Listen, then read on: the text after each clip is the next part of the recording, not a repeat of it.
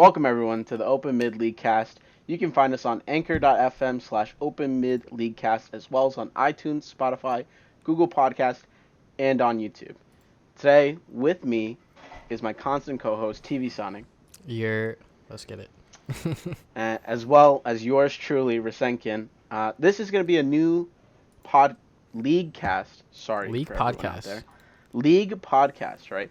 We're going to be diving a lot into topics, mostly surrounding the LCS, with bits of analysis on the LCK, some EU things, not much on China. China's cool. China's really good, but we're not very knowledgeable on the region. Yeah, pretty much from my end, I'm gonna be mostly talking about NA and LEC. I'll try to watch more Korea, but I'm not gonna kill myself over it, if you know what I'm saying. But Yeah, for the podcast, I'll try put some more effort. Yeah, Korea is late at night for us, so that's the reason why we don't watch very much. So for this first episode, everyone listening, we're going to be talking about first the state of the preseason, as well as the new pass that just dropped. Will be dropping tomorrow. The date of recording is 12/10 for those of you listening to this on YouTube on a Saturday or something. Yes, sir. And we can dive right into it. So the preseason dropped 3 weeks ago now. Initial thoughts. All right. So my thoughts is that the dragon changes are very interesting, just because like if the first team to get the first two dragons, the other team really has to start pushing for it after that. Because if they don't, they're kind of in a really bad spot. And then the Rift Herald changes are also very interesting because it makes both sidelines really important. Because now you could actually get two Rift Heralds potentially in a game. But if the jungler doesn't go for that, it's only going to be one. And the Rift Herald itself is not as strong. So Mid's kind of in like a weird spot where it doesn't have as much impact because of it. Because I think dragons are definitely like super, super important now. Yeah, and that's actually interesting that you're thinking that mid isn't as important because to me mid is more important now because without mid pro you can't make anything happen on either pit, right? Without True. league mid pro you can't go for dragon, right? Because then you get collapsed on. And that's kind of my initial take on mid lane. Mid lane is in a weird spot though because a lot of champions that were previously good are nerfed, and a lot of the new ones aren't necessarily buffed. They're just there because everything else got nerfed, right? As far as the dragons go, personally, I think that individually the dragons aren't that insane. Their buffs aren't that big. A lot of them are like low, like 5%, or like 6% damage buff on the Elder. No, Fire Drake is still 5%, right? I believe so. It still yeah, gives you more damage pretty much. But I know Mountain Drake gives you 8% resistances. Mm-hmm. And Wind Drake gives you 10% ultimate CDR. Yes, sir. So, the dragons individually aren't that strong, but what really makes them insane really is the soul. Yeah, the Dragon Soul. And the, obviously, Elder Dragon, because that's just... It's kind of hard to lose a team fight when you have Elder buff. Personally, I've only seen Elder one time. How about you? I think I've seen it, like, 2 to 3 times in my games, but I've seen it in other people's streams, and every single time, whichever team gets Elder, it's like, all right, GG, because you just fight, and, like, as long as you get them low enough, they're going to get executed. So... I've actually seen a team lose a fight with Elder Drake. All right, well, then they were just super weak, I guess. Yeah, like, I think... But Elder Drake, yeah, super broken. But for those of you who don't know, the souls are really strong. For example, the Ocean Soul. And you get a soul when you get 4 Drakes. It doesn't matter how many of the Drake you have, just as long as you get 4, you'll get the soul. And the soul that most people are talking about as like super broken is definitely the Ocean Soul. Yeah, the regen's actually like insane. Yeah, so for those of you who don't know, Ocean Soul, whenever you damage a champion, you gain around 400 HP and mana back. It's based off of your AD and your AP, and it does have a flat amount. But it usually rounds out to around 350 to 400 HP every 3 seconds, which in a fight, that lasts like, say 6 seconds, that's 800 HP you're getting back. It's really hard to lose a fight when you're regenerating 800 HP. Yeah, definitely. I think. What do you think is the second strongest one? I actually have to go Inferno Drake on this one. Just the damage that you can deal with Inferno Drake just seems really good. Mm-hmm. Like, and personally, I think the other two Drakes are pretty subpar. Cloud Drake, obviously the worst one, but Mountain Drake, you only get the shield after 5 seconds out of combat, and in a team fight, that means you're only gonna get the shield once, realistically. And the shield is only for about like 400. So, for a 400 health shield's nothing to snuff at, but it's still not, that insane. Yeah. I definitely think the mountain one might be the second strongest, just because of the fact that like people don't, because like at that point when you have the mountain soul, people don't know how much damage they need to actually kill someone because they have so much resistances along with the shield. So, but I've heard some people say that the infernal soul is not as strong as people think it Really. is. Yeah, I mean, like, just based on the numbers, like, yeah, you do get a lot of damage, but like some people think that like the cloud dragon's actually like pretty good, just because of like after you cast out, you get 30% movement speed for 3 seconds. Like, it's kind of good. That seems kind of good to me, but I mean, how many champions like realistically can use that, right? Yeah, Like, I guess. not that many. Like when you think about the ults in League, not that many are like, yeah, a lot of them you stand still or something, or if you are chasing, then like it doesn't. I don't know. Personally, I just think Cloud is the worst, but the ulti CDR is pretty good. Yeah. For certain champions especially, like Lux with Cloud is like dumb. Like every a wave comes every 30 seconds. You can clear a wave with your ulti every 30 seconds. It gets really dumb. Yeah, definitely. So, overall thoughts on the dragon changes? Better than last season? Worse than last season? Does it fix the issues dragons had last season? I think so, cause like, there was sort of like a what's that word? It's like a power curve sort of thing, where it's like when they first introduced the elemental dragons, people were like, "Yo, ocean isn't that good." Because like it's not as good as like mountain, where you do more damage to objectives and towers, and like infernal, where you just do more damage. Period. And then all of a sudden, like towards the end of this last season, it was like, huh, ocean's actually like pretty good because you could like get a lot of regen and like bait baron and do this and do that. So I think now that they're changing them like this, it's gonna be interesting to see how teams play around it and see which teams value which ones more highly. Yeah, and it is still pretty hard to get a soul, Hmm. uh, especially when everybody knows that they're very highly contested at a certain point. If one team does get two drakes though, before the rift changes, Hmm. the game feels really hard because you Yeah. do have to contest that third drake. Hmm. But when you split drakes 1-1 and then you go to a third, it really extends the game, and I think that's where a lot of people are having different opinions on whether going early or going late is better. Because realistically, people aren't getting the drakes don't give as much strength until you get to the fourth. Hmm. So there's the weakness of like, does it really matter if you have three drakes? Because the only one that really matters is when you get the fourth. Yeah. And then that's where I think like certain compositions do shine. So like you can scale and then just show up to that fourth dragon fight and take the fight, take the 50-50. But there's always that risk that you lose it and then you're in a really tough spot. Definitely. Because like you said, the individual dragons don't feel all that strong, to be honest. Yeah, they're low percentages for a reason. I mean, Ocean Drake last season was double. It was 10% healing, like out of combat. Hmm. So when they change it, to 5, they half it. It doesn't seem as good. Yeah, definitely. Moving on from the rift changes from Drake and Herald, we can take a look at the newest patch that just dropped today. 9.24. Uh, 9.24. Aphelios available. Initial thoughts? I've only seen that champion at All Stars, and that champion just looks really funny. um, yeah, I kind of think so too. He does have some cool combos, Hmm. but he is immobile, so maybe he does have some weaknesses, right? Yeah. I think he looks a lot like kind of like a Jin. Mm-hmm. right?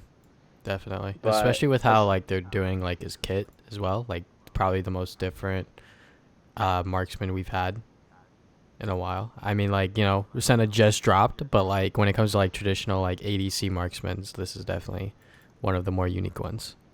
yeah, probably the most unique. Senna seems pretty straightforward, aside from like the soul and like the whole pool thing, Mm-hmm. like the invisibility thing, which kind of dumb. Not gonna lie, I don't like it, but I can see how it's cool. Mm-hmm. So yeah, Aphelios, not many like I don't know. He's gonna be broken on release, as every new champion is on release. They're always broken. Yeah. It just takes a little bit of time for people to figure it out, right? Yeah, that's always the case. Yeah. So moving on from Aphelios, not much to talk about him. We'll see how he looks, at the start of the LCS season. Akali getting nerfed again. They're really kneecapping her. They're really like get the fuck out of the meta to Akali right now. Um, it's not too big of a nerf, but it is a big nerf to competitive Akali because she does have wave clear as an assassin, which always good. They're trying to cut that down. They're removing 8 bonus magic damage to monsters and minions at rank 5 for her Q, which is her main wave clear ability. Mm-hmm. So there's going to be.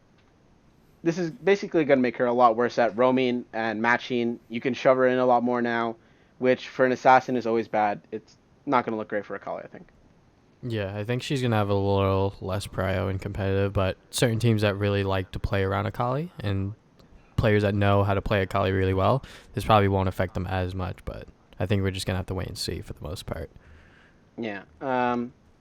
Moving on, there is a Mumu who is getting a small buff. I don't think it's going to matter too much Yeah, for it's probably just for like solo competitive. queue sort of thing. Just a small buff for solo queue for you you plat and gold players out there listening. It'll really help you. Amumu But players. Braum, Yes. but Braum, tvsonic has strong opinions on Braum right now. I wouldn't say strong. I mean, like Brahma's always been like a pretty good like tank support, but he hasn't been in the meta right now just because he's a lot weaker in lane and like as a like counter pick to like Leona or Nautilus, you just don't have as much prio in lane. I feel when I'm playing Braum, into either of those matchups. So now they're trying to buff him, but also not make him to the point where he's just like taking over competitive again. So they're changing his base stats, increasing them by a little, his health growth from 87 to 98, health regen, increasing it by zero point 0.5. I think those are fine because with the relic shield changes, he doesn't get as much HP as fast as he once did. And then they're making changes to his W, stand behind me. They're decreasing the cooldown, flattening the mana cost to 40 at all ranks, and then they're changing the resistances. You don't get as much for your ally, but you yourself, it changed from 16 bonus to 36. So I think that maybe Aftershock Brown might be a thing now when it comes to like tower dives and how competitive players want to play around Braum. He's just going to be super, super tanky early on if they happen to do Aftershock and that does work out. And then Glacial Fissure, they are changing the base damage to be higher later, and then the knockup is gonna last longer based on distance, and then every other target is gonna be knocked up for 0.25 seconds. So the ulti changes I think are fine. It's going to be a little better in terms of like team fighting, just because I think the 0.25 knockup for every other target is gonna be pretty good. And then the stand behind me changes I think are balanced but aren't broken, sort of thing. So I think Riot's going in the actual right direction with Braum this time around because they've always nerfed this champion a lot ever since he came out, but now they're actually trying to balance him out a little bit with the whole Leona Nautilus meta that we have in the bottom lane right now. Do you think these changes make him a little too stat checky? Like if you have the damage to deal with him, it's okay, but if you don't, you're just not gonna have any chance. Maybe it depends, because like right now, it's like Leona Nautilus, and like they have like their own ways of like being super tanky with Aftershock. Both of their W's, Nautilus has a shield, Leona just gets more resistances with her W. And same thing with Braum's W in a way. But I'm not sure if this is gonna, be stat checky, like you said. Hmm. Interesting to see whether Braum comes back. Personally, I loved Braum, and I don't know if tvsonic loved playing Braum, I mean, he's my but second most played champion, and when he is came he out, really? yeah. I mean, when it comes to like mastery points and stuff like that. And then when he initially came out, like I was like super hyped for him because he was like a ideal support champion for me because he's tanky, he has a lot of CC, his passer is pretty cool. So I honestly am one of the few support players that actually enjoy playing this champion. So I always loved picking Braum just because he was really easy, and I felt like, hey, I land this Q, we can kill this guy. Let's go. I mean, yeah, Um, he's definitely like easy in like concept, but there's like small little things with like every champion that exactly. differentiate. This Grandmasters player can tell you about all those little things. Check out his stream, twitch.tv/tvsonic gaming. XD, whenever I do stream. Moving on to one of the biggest changes on the patch is Diana. Mm-hmm. Diana is getting a voice rework and a sound rework, as well as some changes to her kit. The big changes are looking like her E and her R have swapped. Her new E is her old R, so her dash, right? Mm-hmm. Basically, it's just, a way to update her kind of kit, because a lot of assassins have mobility, but Diana's was always tied to her ultimate, which wasn't really that good. Yeah. So now it's been moved over to her E. It's shortened the cooldown. It costs less mana. It does less damage, obviously. It's not an ultimate. And they did lower the AP ratio. But the great thing that they changed about her, and the thing that probably most people care about the most, is her new R, which functions the same as her old E. It pulls people in, but what it then does is it drops a massive nuke of damage right after. It's like a 1 second delay. People have like kind of made it seem like kind of like Oriana ulti for a melee. You just get in there, it pulls them all together, and then you just drop fatty damage on them. Mm-hmm. I mean, I don't have much an opinion on this other than just reading like the pure just like stats that they have here. But it looks like they're just trying to make Diana more feasible within the current landscape of League, because she is a pretty old champion, all things considered. And Before you started playing. yeah, and the fact that they're trying to like switch the ulti and E around, and just make her more, I guess, viable and like just like play in general, not even just solo queue or competitive, just both. So this is definitely going to be very interesting. But I've heard some pretty nutty things about her. Like you said, she does do a lot of damage. That's what I've been hearing, and she's very mobile now. So Yeah. Great, great. I personally am going to enjoy playing Diana a lot. I've been playing a lot at Kali, but now that they're cutting her legs off, I'm going to have fun playing Diana again. Moving on, there's small changes to Karma, getting some buffs on her E. mm-hmm. Don't think it's really going to put her back in the meta. Feel like Nautilus and Leona, like you said, are kind of kings right now, king and queen. Yeah, I think that the reason that they nerfed Karma so hard was because solo lane Karma was just such a problem. But now they're rebuffing her just because she isn't like she has no presence now, like at all, really. And I mean, picking her into like the Leona Nautilus is kind of just like really bad because all you're gonna do is poke, but the moment someone messes up in the lane with Karma, you're gonna lose. So it's Does the definitely high risk, high reward, or high. does the high E shield help? I mean, it's plus 10 at level 1. Um, and then it's plus 30 at rank 5. Which ideally you'll want to put like 3 points into Q and then max E. So at that point in the game, 30 extra shield isn't going to matter as much. So I'm not sure if this is going to do anything for her. Probably not. Like, most likely not. Just because tank supports are so dominant. Yeah. Next we have Cassidon, who is getting a small nerf. It's not that big of a deal.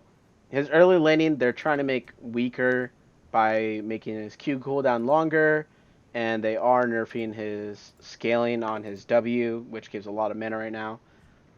Overall, small nerfs, not too much of a big deal. It's only a 2-second nerf at level 1, and it's only a 2% nerf at rank 5 at level 18, because that's when you fully stack your Nether Blade. Not too much of a problem, honestly. He's probably still going to be pretty good. But he's one of those champs where you really need to hit level 16, so it's not really going to affect him too much. Yeah, he's still Um, going to be the hyper-scaling mid laner that he always is. yeah. Remus getting some small buffs. Doesn't look like it's going to be that big of a deal, honestly. Just a small cooldown buff on his E, where at rank 5 it is 10 seconds instead of 12. Mm-hmm. And his base stats, small health growth, but probably not too much. Yeah. Rise, ever present in the meta. I was first to the Tank Rise builds. That was me. I was doing that as soon as Rise got reworked. So you can blame me for doing B. I made him do that. Rise is getting nerfed on his Q, probably well deserved. That does so much fucking damage. Yeah. It does a lot. It does a lot of damage. Mm-hmm. So good they're nerfing him a little bit, but he's still gonna be good. Yeah, Conqueror's still in the game, so. Yes, Conquer is still in the game, which is also getting nerfed. We'll talk about that later. Yeah. Senna, broken, super broken champion. She's only been out for what, 9? She got released on what, like 9/22, 9/21. Yeah, 1 or 2 patches. No, 2 or 3 patches ago, something like that. Yeah, and Senna has been a beast since her release. She's just a lane bully, and then she like scales decently well. Mm-hmm. And she's been good at both AD and support. Mm-hmm. And so she's been really good. I think, like, kind of annoyingly good, honestly. Yeah. Like probably a must ban, right? Mm-hmm. And their intentions with these changes is to nerf ADC Senna because they want her to be more in the support role, which makes sense. Is it too big? Are the nerfs too big? What do you think? I think they're. Let me read them again. I think they're just right. It doesn't look like anything here is too drastic. Definitely the passive nerf is 100% targeting ADC Senna.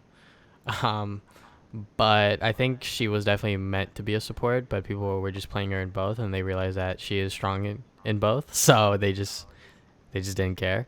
But it looks like they're trying to force support Senna instead of AD Senna, which is good and bad at the same time, but it's understandable because ADC Senna just did way too much damage late game. Like, honestly, the amount of times I've seen people just get one shot by her auto and they didn't expect it. No one really expected it, other than the Senna player, I guess, because they play that champion. But yeah, I think these changes are fair. Yeah, I think it's good to focus ADC Senna because, I think she's probably going to get played more as an ADC than as a support. Mm-hmm. Because of her, because of the meta right now. It's like Leona, Nautilus, and like if you get on Senna, she dies pretty fast. She's not a tanky champion at all. Yeah, and also when she falls behind, she's like super hard to play. Yeah, so we're gonna look at more on the next patch. Maybe by the time LCS rolls around, we'll see more about how good Senna is. Next we have on the list Sivir, who's getting a 2 AD buff. Nice. Nice. I'm not gonna lie, Sivir already seemed like kind of good, and I don't think she really needed the buffs, but it's nice to see. I like different ADCs. Yeah, I don't like seeing Zayakasa every game. I think 2AD is just like a placebo effect. It might be just Riot being like, hey, guys, play this champion, please. Don't play this champion. Yeah, Sivir's fun. I like playing Sivir. I love just pressing R and W. then just having your team run Yeah. That's actually my favorite thing. I love engage, like not engage, but like ADCs that like can force a fight. It's always more fun for me, I think. Yeah, because you have more impact as an ADC then. Then we got Yuumi changes. So they are changing the way Yuumi works again. So they're bringing back her old passive where she gets mana on her passive, 50 to 160, levels 1 through 18. Then the base shield got a pretty decent buff, but it's not going to be like anything insane. It's 50 to 300 before, now it's 60 to 400. And then they're changing the Q So it's going to cost a lot more mana. So before it was 75 to 100, now it's 85 to 110. Then they're decreasing the damage by 0.15. And then the empowered damage has also been decreased as well. But the base damage has been increased at 0.5 at the 5th point in Q. And then the missile duration is less by a whole second. So her poke isn't going to last as long in lane, but it probably will it'll probably do the same amount of damage just from these damage numbers. And then they're changing W the way you and me work. So now there's a channel of 0.25 seconds when attaching from a unattached state. And then anytime Yumi is immobilized, it places the W ability on a 5-second cooldown. So if you land any CC on her, she's pretty much guaranteed dead. Like, no matter what. As long as you focus her. So, not this channel time. So, before when you cast W, you just instantly started moving to them, right? Yeah, it was pretty much like a teleport, which has been removed. You no longer teleport to your anchor when attached. Yeah, so, essentially, like, if you have a channel time, you really can't do it, like... You can't do it willy-nilly anymore. Pretty much. Yeah, because it seems like a Thresh player, if there's a 0.25 second time, you can aim that. Yeah, you can like flash fly them and then just kill them instantly. Just kill them, yeah. This seems like a big nerf to Yumi's safety. But, yeah, I think that's a good thing, honestly, because if you remove her safety a bit, you can buff her in other areas. Yeah, like, for example, they updated the adaptive force on W. It's higher on the ally, but it's the same for Yumi. And then they changed E, which is the final thing. It now grants attack speed on the anchor target, but it no longer has charges on the heal, and the heal no longer increases based on the target's missing health. And then they also changed the heal itself. So before it was 30 to 70, now it's 70 to 230, and it's 0.3 ability power instead of 0.1 before, so that's going to be a huge heal. But it's only one charge, so that's understandable. But they're also decreasing the CDR on it at all ranks, but the cost is so much higher. So before it was 30 to 70, now it's 100 to 160. And the movement speed was decreased, and it no longer decays over time, and the duration for zoomies is 1 second longer, from 2 to 3 seconds. So I'll let you talk. Okay, to me this seems like it's really aimed at helping ADCs, because tanks love percentages on healing, right? Yeah. But ADCs really do want like the flat, just give me the fucking heal, give me that attack speed. Like that. This seems a lot better for ADCs. I think they're trying to get rid of, slapping a Yumi on Garen and just, going full fanatic, just running it down. Yeah. I didn't enjoy watching that at all. I mean, they already nerfed that with the whole preseason changes with the support items, but this is just another nail in the coffin for that sort of play style. But these changes to Yumi are definitely sort of like good changes, but there are also bad changes in there. Like, for example, the 0.25 channel on the you and me, and then whenever she gets immobilized, the W ability just goes on a 5-second cooldown. Like, that's kind of fucked. So yeah, she's still balanced now. But I'm not sure if she has a place in the meta, like, at all still. Like, she's pretty much in the same spot that she was before, but she's just changed a little differently. Yeah, and it's easier for them to touch the numbers now than before. Before they really had to gut her to keep her, like, in the dumpster. She has, like, 30-something% win rate. It's really bad. Yeah. Moving on. Lux getting some visual updates. Much needed. She's an old champion. Very old. So that'll be nice to see. I do like playing Lux every once in a while. So that'll be fun. And I know you were Lux abusing. Lux abusing when in the middle of the season. Aftershock Lux was pretty strong, but they nerfed that, unfortunately. And I played it recently, and it was really fucking bad, so don't do it. Yeah, don't do that. Don't let tvsonic convince you. Bro, I played it into Nautilus, and I was like, damn, my shield actually sucks dick. What's going on? And her mana costs are, like, so high now. Oh, yeah, because of the new support items, because you don't get mana regen. Really? Yeah, on the new support items, you just don't get any mana regen at all. Wait, do you get flat mana at least? No. Oof. All right, That's a yikes. Rest in peace, support Lux. Please don't play anymore. I don't want to see you in my It's solo been queues. pretty bad. I mean, like even on like Pretty the bad. tank supports with like Leona Nautilus, like you would run out of mana with like the relic shields and stuff like that. So Yeah. Small change to Conqueror. They are nerfing it for ranged champions. Please thank get God. Cassiopeia and Ryze out of my game. Cassiopeia, definitely one of the biggest abusers of Conqueror. Yeah. Really dumb. Really sucked. They're nerfing the duration on your Conqueror. It's only going to last 6 seconds now if you're ranged. Actually, I think it's 6 seconds Yeah. total for I think it's ranged 6 and melee. seconds. Yeah. Period. But for ranged, now the heal is halved, which is, a good reason people were taking it.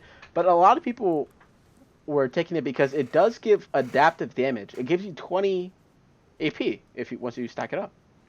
I mean, yeah. Which Like that's just it's just how it works. Yeah, pretty good. So we'll see how much this affects. I mean, the biggest abusers are probably Ryze and Cassiopeia, Mhm. and Azir. I've been testing out Conqueror and Azir lately, and it's been pretty fun. I'm enjoying it. Glad to see Azir kind of back in the meta now that a lot of champions have gotten nerfed. We're not going to talk about Prototype Omnistone. This rune is really bad. I mean, yeah. I mean, like I'm kind of reading these. It's like more likely to get this, more likely to get that. I'm like, Yeah. this rune still seems like hella troll. It's really bad, I think. Mhm. Why do you care if you get one more often? Why don't you just take the rune itself, right? Like, Yeah. It just seems this is like a weird rune to take. Period. it's a for fun keystone. So if you guys are out here taking Omnistone, I know you're for fun. XD. There are some preseason follow up changes. Ezreal getting a buff because he did get hit pretty hard, losing losing Klepto. Mhm. Death Dance had a weird kind of like interaction where if you got hit by Infernal Soul, you just died. You just died because of how it worked, how it was coded. Sanguine Blade, really OP item. I'm glad it's getting nerfed. It was really strong. Yeah, it was. They're nerfing Ocean Drake, which is good because getting one Ocean Drake was I think Ocean Drake was the best buff to get on a Drake that was not the soul. Yeah, just a solo. Because just solo is probably the best one. And Drake, the kill gold doesn't really matter. Who cares if you get 25 versus 100? Yeah. Yeah, then you weren't really taking even. That's a looking whole at that board. anyway. Yeah, whole ward. Nobody really cares. Moving on to Rift Herald. It is getting buffs. Its base damage is going up to 2,000, which means an extra plate on when it hits a tower. Mhm. And its damage per level is going down a little bit, but I think the most important thing is the base damage on the Herald. Top laners have been feeling really like not being focused at all because Elder Drake seems really strong. Not Elder Dragons in general seem pretty stronger. Getting them is more important. Themselves not that good. But getting two Heralds seems really good now. If it's doing this much damage, you can really force down towers now. Yeah, definitely. Changes to the Rift Herald this preseason have been interesting from the start, and the fact that they're increasing and decreasing these numbers is good because they're still messing around with how they want Rift Herald to interact with Summoner's Rift in general. And yeah, like what you were saying, top lane impact is always valued at a certain extent, sort of thing. Yeah. Turn plating. If you haven't noticed, plate gold has been nerfed for 160 to 120, and they're also adding even more resistances on turrets. Yeah, so I guess if you're snowballing, it's not going to be as hard as it was before, unfortunately. Yeah. Which means, runes like Demolish are just going to be more valued because you could just get more plates that way. Does Demolish do true damage? I mean, it just does like a shit ton of damage. That's all I see. Yeah. They and also the Elemental Rift. If you guys didn't know, after you take two dragons, the Rift changes. The changes, personally, I think are okay. I like Infernal Rift. I kind of like because it's more open. Because I do like walking around the blue buff a lot easier. Yeah, But it does open more opportunity for picks from the river, true. which I've noticed, Definitely. and better chasing. Hmm. Mountain Rift seems like it doesn't really do much. Same thing for Cloud. Doesn't seem like it does much to me.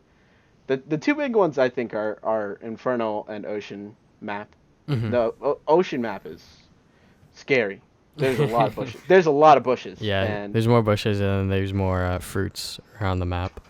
the But fruits yeah, I like. Infernal Drake is definitely really fun to play around because some people don't realize that like the walls by like the buffs are like gone, so like they'll walk a certain way and then you'll just like walk through and like get a pick. So, Yeah. and It then with Ocean, there's just more bushes. Yeah, not much change there, but and they are changing the kind of intensity of the tints, the Instagram filters on the map. Personally, I kind of like it better. I don't like the tints that much because it really messes with my eyesight sometimes on certain things. Um, some things are harder to see, some things are easier to see. I personally like keeping the game kind of the same in that kind of sense. Yeah, But the changes themselves are pretty cool. yeah. It doesn't change things that much, honestly. I didn't complain too much about the Instagram filters, but I can see why people really didn't like them. There definitely should be a setting to just like be able to like turn those off. Yeah, I really wish I could, but I can't. It sucks. Hopefully, Um, before the season starts, we'll have that setting. But the yeah, alcoves, they've improved gameplay clarity and polished the textures. So I love hopefully, the alcoves. Don't you love alcove pressure? hell yeah. So for those of you who don't know, alcoves have been added to the top and bot lane. There are these little, well, essentially they are alcoves. There's these little sections where you can basically move a little further off the map. It's basically just a U, and you can walk around it. You can. It gives a little bit more darkness and vision, so you do kind of really troll, but you do kind of need to ward the alcove sometimes because you Yeah. can. There could be a jungler sitting there, and you just won't know. You just have to Um, play more cautious around there, especially if you're the one yeah, getting pushed in, and then when you're pushing back, you have to like be careful because a jungler could be sitting in there, or there could be a TP ward in there, or this and that. And when people like fight in the alcove, it's just funny because people think that they could run away in the alcove, but I'm like, you're just taking the longer way around, and you're gonna get caught. So, yeah, yeah. but yeah, We've had definitely. fun with alcove pressure. Definitely, We've had fun with alcove pressure. true. We definitely agree that you should probably either keep the bush warded or keep the entrance of the alcove warded. And the fact that there's now like 3 bushes to play around bottom lane and top lane is also more interesting because you could like ward or like pink ward the middle bush and like fight over that vision. So there's definitely many ways to like start a fight sort of thing. Personally, I actually think that the three bushes separation is kind of more important than the alcoves themselves. Sometimes Hmm. because just you can't get a ward on that back bush unless you're pushing up, and Yeah. it's a lot easier to sneak into that bush now. So some junglers like kind of like Zach, who has like really long range engage, it feels really bad sometimes because he can E into the bush from out of vision, and Hmm. then E on you like 8 seconds later. Yeah. So watch out for that back bush, guys. I have gotten ganked from there a lot of times recently, and Yeah. that's why I'm going back to mid lane because there's no bushes over there. That's basically it for the patch. New skins dropping this patch. I'm copying Nightbringer Lee Sin. I'm not spending $100 on Nightbringer Lee Sin Prestige Edition though. Ah. Uh, that's a lot of money. The Prestige Edition skins are just really troll because you kind of have to spend money to get those, and I just don't like Yeah, that. but they are really fucking cool. I'm not gonna Yeah, lie. but Some of them are really cool. Riot just trying to get more money, but it is Trying to what get it more money. is. Hey man, they got a lot of money from me over the years. They can chill now. They can get the new people's money. Moving on from the patch, we're gonna be talking about the LCS roster moves. This is something me and Travis have uh, been talking about a lot. Yeah. Can we edit that? Edit what? Your name, or do you not care? Nah, it doesn't matter. We'll just keep it Okay. going. We'll All just keep it going. right. I'm not gonna edit this out, guys. Let's just keep going. Oh, please don't let me. All right. The LCS roster moves are a lot. What we've been talking about a lot. Really interesting, honestly, this season. Mm-hmm. Biggest Definitely. question is, do you think Team Liquid is still first? All right. So this LCS offseason has been the most interesting, just because we got two new orgs back in, Evil Geniuses and Immortals. And then when it comes to roster moves, pretty much almost every single team had a roster move in some way, shape, or form. So Team Liquid, all they had was Braxa come into the jungle instead of Xmithy. And then Xmithy went to Immortals, which we'll talk about later. But for Braxa coming to NA, that's going to be really good because I think Braxa has always been a good player. I don't get why he gets so much hate. It's honestly like really weird. Um, but I think that'll just make Team Liquid even stronger than they already are because so many of their players have NA residency, like Impact, and I think Jensen is going to get it next split, which is why they're able to get. Jensen got it this split, Oh, okay. so that's why they're able to have Broxa and Core JJ. Okay, yeah. So that all makes sense. So Yeah. I think Team Liquid is probably still going to be first, unless certain teams that we're going to talk about later just step up huge. But Yeah. it's definitely going to be very hard because Team Liquid has been winning for the past 2 years, like straight up. 2 years straight, four splits straight. Yeah. And as a double fan, I'm very happy about that. tvsonic over here, not so much. I'm just not a big Team Liquid fan because I feel like only Double If's the one with a personality and impact to a certain extent, but everyone else is kind of just there. I mean, obviously, I look up to Core JJ because he's like obviously a super good support player, and he's been doing some YouTube content creation, which is pretty good. To anyone that wants to, know more about support and bot lane in general, you should definitely watch his videos. But I don't know. I just feel like Team Liquid for me personally just doesn't have a identity other than just winning. Yeah, and that's kind of what the problem that TSM has been facing in the last couple of years. That since they haven't been winning, even though that's all they were doing before. Kind of like the new TSM. I feel like really popular just because you're winning a lot. Broxah for me though, I actually think he's really good. I feel like he kind of Hmm. got held back on Fnatic. I see like a lot of people really hate on his pathing, right? But if he has, Nemesis and Reckless and Bwipo all calling for him to There's show only up, so there's much only you so can much do. you can do.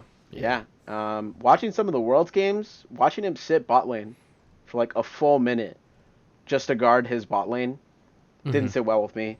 I was like, he's only doing this because someone's telling him there's no way he's wasting this much time and not clearing any jungle at like on no jungler wants to. They know they're gonna fall behind. I don't think any jungler wants to Wants fall to do behind. that, yeah. Yeah, it's just I think the team he was on, I think Fnatic really kind of hindered him a little bit. I think on Team Liquid, it might be better. And on the Team Liquid side of things, Jensen and Broxa interest me a lot. You think Um, that dynamic's gonna be interesting to see how it plays out? yeah, I think it's gonna be really good, honestly.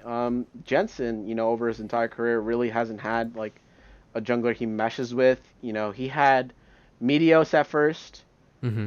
and obviously they did not work well together at all, which is why they brought in Hai back from retirement, by the way, to play jungle, a role he hadn't played professionally. Hmm. And Hai really like did a lot for Jensen to like make him better at the time. But past Hai, he had um, Blabber and he had Svenskeren. Rush as well. Hmm. He had Rush, then Blabber, and then he had Svenskeren. Then he had And he also Xmithy. and he did have Xmithy on Team Liquid, yes. But obviously Xmithy not the 2v2 kind of beast. Like he's really a lot better at like knowing where to be on the map than he is at like, mechanical outplays in the mid lane. Like and they've said before that they didn't have good synergy 2v2. And so I think getting Brox as someone who's better mechanically, like as far as we can tell, better mechanically, and who probably has a lot more experience playing around mid lane, seeming as his mid laners have been Caps and Nemesis, Hmm. both who are very, mid centric kind of players. They really dominate, having people play around them. So I think Broxa and Jensen will work well together. And I think Jensen's finally gonna have a mid lane, not a mid lane, a jungler who he can work with like really well. Yeah. Hopefully they don't, butt heads as much, but obviously we're just gonna have to wait and see until the season starts. And Team Liquid Rebirth is what their show is. Maybe they'll show that. Who knows? Squad. Oh, squad. I Squad. think Rebirth was before Double F came in, but Yeah, I think so. Yeah, I think so. is there anything else you want to talk about for Team Liquid before we move on? I mean, we could talk about the quick thing about Broxa leaving Fnatic, them picking up Selfmade, the SK jungler. Do you know of him? Yeah, of course. He was on SK, like you said. And I think he's pretty good, self-made. I mean, like, there was that meme with him with the IE on Rek'Sai, but I think his thought process behind it kind of made sense. Yeah, it is true. He has a little bit of meme. But he was looking like one of the best rookie junglers in the last year. So, Selfmade to Fnatic, close friends with Nemesis. Looks like it's a good change for Fnatic. We're going to see who's better. There's a lot of debate on whether Brox is better or Selfmade is. I mean, they're going to show it in this next year, right? Mm-hmm. So I mean, like, gameplay can only get you so far. It's also, out of game synergy and in-game synergy as well. So if Nemesis and Selfmade are, as close as they seem to be, this is definitely a plus for Fnatic. Yeah. Moving on to probably the next team that people want to talk about. Immortals. Okay. Xmithy going over to Immortals. They've also picked up Soaz from Misfits. He did leave Misfits in the middle of the summer split. They let him go, mostly because from what I've heard is they didn't want to keep paying him, so they let his contract go. So Soaz coming over. Ica, mid laner from Europe, coming. He was in the regional leagues. He's And French, I believe. Before he was playing on Elements all those years back. 2016, right? They were like really that. bad. They were really bad. Yeah, if you don't know Ica was one of the worst mid laners in EU LCS at the time, like 2016. They were really bad. He instantly got dropped, and we're only seeing him again now, after coming up from the regional leagues in France, and he's coming over to Immortals, getting another shot. Zabatine, their head coach, is also French, so maybe there was some debate whether he's only getting the job because Zabatine's French, Soaz is French, and he's French, so, they got their little thing going on here in NA, bringing over French players. Because there is a debate on NA mids. Is Ica better than, say, Pobelter or Demonte? Yeah, definitely. I mean, every single org is definitely taking a lot of risks, especially with Ica, because we all know that he wasn't all that hot back in 2016, but maybe he's been performing pretty well, and maybe Zabutine's been keeping an eye on him, and, he's just like, all right, let's give him one more shot, see if this works out. But, there's obviously a lot of NA mid still out there as free agents. Maybe some of them will play in Academy, but who knows. But the rest of the Immortals lineup, we got Altec, ADC, and Hakuho for the support. So Hakuho hasn't played with another AD for like a while. He's only been playing with what's his name? Apollo. I was about to say Wiz Fusion, but Oof. Throwback for those of you. Wiz Fusion was Apollo's name back in season 3. Yeah, season 3, 4? season 4. Yeah, Apollo's an old player. Now I think about it. But the entire Immortals lineup, it's definitely a lot of iffy things. Like, I have a lot of faith in their bot lane, Altec, because I think Altec is, like, really good. And Hakuho is a pretty good support, but I'm glad we agree, because I don't think most people... I think Altec is really fucking good, and I think he just never got a good shot, to show it. He was always on bottom tier teams. I mean, he was on Gravity. Yeah, he was on Echo Fox for a while, wasn't he? Yeah, and then they, replaced him with Lost or something. I think that... Well, actually, that was the split they took. Yeah, actually, it was Altec with Dardoch. Altec, Dardoch, Huni, Phoenix, and their support was... Adrian? I think Adrian, and then Smoothie. Yeah, and then they got Smoothie later. Yeah, and people forget, because obviously people always forget it once you lose, but they were definitely the second best team in NA in spring 2018. They were really good. They really fell off in the summer. I think, because the meta shifted really far away from carries in 2018, Mm-hmm. in like the middle of summer. Surprisingly, at the end of the summer, it went back to carry top laners, but by then, like they were pretty bad. Mm-hmm. But people forget they were the second best team in the league in the spring. Yeah, I So always viewed Altec as a pretty good AD. Like even when he was on like Winter Fox and like all of those other teams back then, he just never got like a really good shot to like show himself that he's like a pretty good AD. Maybe there's some like behind the scenes things that we don't know about, but I think that Altec giving him another shot is not a bad thing entirely because he is definitely a much older player within the scene. You know, he's been in there for a while within the LCS, but giving him another shot isn't a bad thing because he's honestly like a pretty good AD. And pairing him with Hakuho, who's like pretty consistent for NA, is not bad either.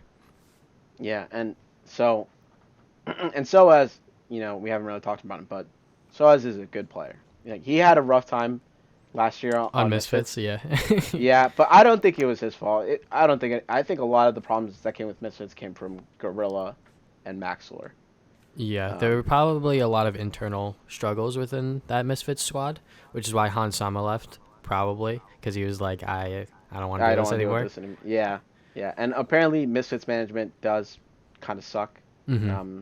From rumors that people have been speculating about, that Misfits really does suck. Especially since now they're fielding like the cheapest roster they can possibly find for LEC this year. Mm-hmm. And I guess it's nice to have rookies, right? But they're only getting these rookies because they don't want to pay money to anybody. Yeah. So, kind of scummy, but it's a business. You do what you do. If you don't want to compete on a serious level, then that's their They're gonna prerogative. kick you from the league eventually. Yeah, yeah. If you suck. So, Soaz I think is good. Where are your thoughts on this team? For this. It's If either... we're agreeing Team Liquid's first, right? We mean, agreed Team Liquid's first. yeah. Or do you have a? I'm pretty So- sure like Team Liquid could probably either take first or second, but if they fumble a lot during the split, they're not gonna be where they were before. But it's kind of hard when they pretty much only change the jungler. But going back to Immortals, I feel like that this team's either playoffs or no playoffs. Like there's like no in between for me. Really? Just because like this roster has a lot of what ifs sort of thing. Because like what if Soaz doesn't perform, or like what if Aika's still bad, or like what if Xmithy's bad, and then the bot lane, what if Hakuho doesn't like playing with Altec or this and that, and yeah, I just feel like that there's other rosters within the LCS that are slightly better. So, taking your prediction here before we've I seen any think games. I think they're like Top seventh, six? eighth, seventh, Seven? eighth, seventh or eighth. Oof. All right. Well, I have a very different opinion. I'm calling this Immortals team third right now. Oh, okay. Actually, sorry, my mistake. I'm calling this Immortals team's fourth. Okay. I think Soaz is just really fucking good. I think he's getting really underrated. He did make the World Final in 2018. Mm-hmm. I So- mean, yeah, he did. I don't think he's that bad of a player. His year on Misfits, I don't know. He's been playing for a long time. I don't think he's gonna turn bad after 1 year, right? Yeah. Xmithy's always good. I think Team Liquid might regret getting rid of him. Well, I've heard that they didn't really get rid of, but he didn't resign. Like Team Liquid Yeah. had an offer, and apparently Immortals' offer must have been better then. Yeah. Um, Or like Xmithy just want to change or something. Yeah, so I'm sitting on this team at fourth. tvsonic here is slotting them in at seventh or eighth. I'm actually gonna say eighth because that's where I have him on eighth. my little note spreadsheet over here. Got it. So Immortals going to eighth for tvsonic. I'm me for fourth. It's probably gonna be one of the biggest disparities we're gonna have on the list. Maybe. Their coach is Zabutin. Who did coach Optic last season, and did they make the playoffs? Optic barely, last right? year? I think In they the made summer, it, but they didn't they get barely that far. made it. Yeah, they dropped out in the quarters. Crown obviously used to play with them. Crown really good. Mm-hmm. Speaking of Crown, You want to talk about he- CLG? yes, I want to talk about CLG. I want to talk about CLG. So Crown, CLG's new roster. well, new, quote unquote. quote unquote. They've got Song as their head coach now, who's bounced around a lot of teams as of recently.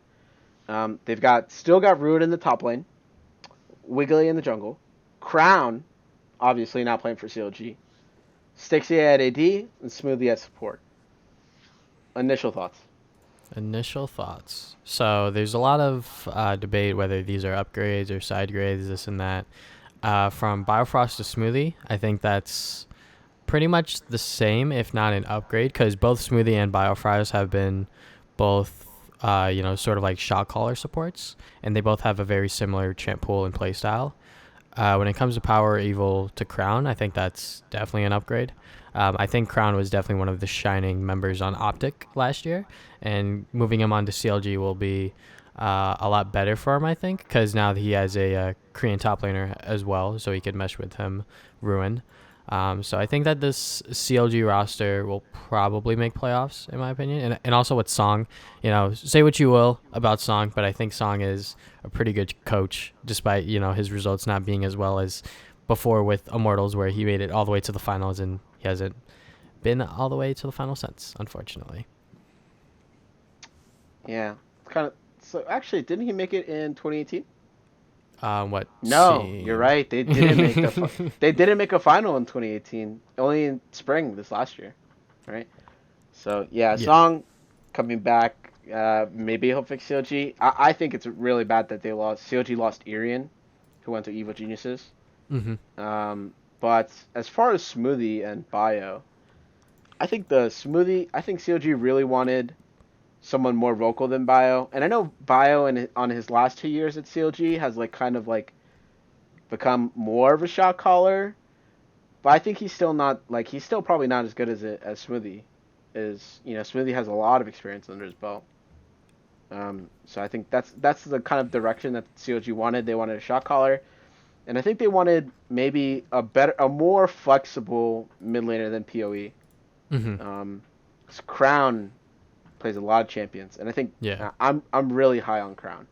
I thought Crown was I thought Crown was top 4 last split. In terms of mid laners, probably. Yeah, but a lot of people didn't really share the sentiment. But I thought his laning was really insane. I had ProView. I would always tune into Optic games just to watch Crown because he's really good at it. For me, this team, unfortunately, with some of the rosters that got put together, I have to put CLG at 5th. I think they're gonna be under Immortals. Mm-hmm. And it's kind of tough for me because I do like CLG and I do like the players, and I do know they took 3rd last split, right? But the teams that have been put together this split are strong. Yeah. It looks pretty strong. Mm-hmm. So I'm slotting CLG at 5th. I have them above Immortals, so 7th. So you have them not even making the playoffs. Look, man, I always have faith in CLG. Like when they still had Huni or Huhi and Bio and Darshan, and they barely made playoffs, I was super sad for them. But like you said, the other rosters this split are just too nutty to sort of compare sort of thing. But obviously, it's all in execution when it comes to LCS. Yeah, makes sense. So yeah, me slotted in CLG at 5th. tvsonic slotted them in at 7th, not making the playoffs. So already we've got some different opinions on who's making playoffs. Talking about that, Irian went to Evil Geniuses. I guess we could talk about EG. Yeah, we could talk about EG. So Irian was the strategic coach for CLG last year, and he also brought over Ruin to CLG. He told them, "Oh, Ruin's really good. Pick him up. Let me work with him." And obviously they took 4th. I mean 3rd overall in the split. They didn't make it to Worlds. They lost to Clutch in the Gauntlet. Unfortunately. Because Clutch were nuts. Yeah, Clutch were nuts. Personally, I actually was really hoping CLG would make it. I would have loved to seen Biofrost at Worlds again. Unfortunate they didn't make it. But yeah, Irian. The roster is Kumo, rookie top laner. Played five games in the summer for Licorice on C9, who had an injury at the time. So Mhm. technically not a rookie coming in this year, but realistically still a rookie, right? Yep. They've got MVP jungler Svenskeren, Pog. Pog champ. Um, Jizuke in the mid lane from Vitality, right? Yep. So that's interesting to me. Personally, I didn't really like Jizuke that much. This year in EU, he didn't look great to me. A lot of the rookies kind of like look better. Um, and that's saying something, especially when you've been playing already for a year and you made Worlds. So that kind of sucks. Bang, who, yikes on me for Bang, and Zazel. Also yikes on the spot lane. In Zazel? By Bang Zazel? Okay.